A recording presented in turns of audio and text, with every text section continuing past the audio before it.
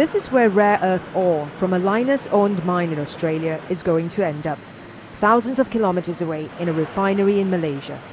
It's set to be the world's biggest rare earth processing facility.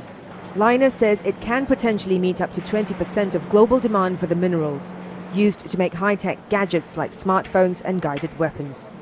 This plant is poised and ready to start operating at any time. In fact, the Malaysian government had given it a temporary operating license in February, but it hasn't yet issued it the actual license because of pressure from the local community and opposition politicians. They've organised several protests and want the government to revoke the license. I think the standards in Malaysia are in some cases more difficult, more stringent.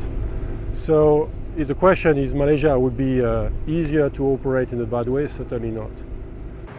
Experts have said in a qualified report that the plant meets international safety standards.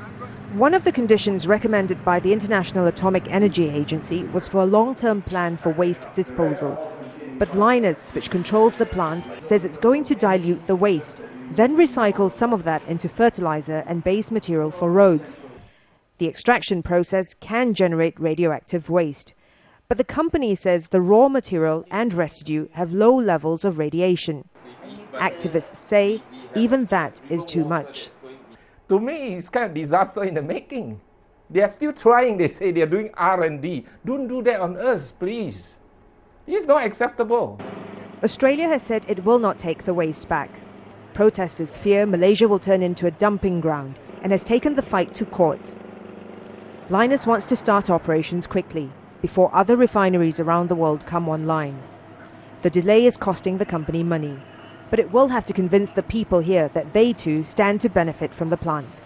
Florence, Looi, Al Jazeera, Gebeng, Malaysia.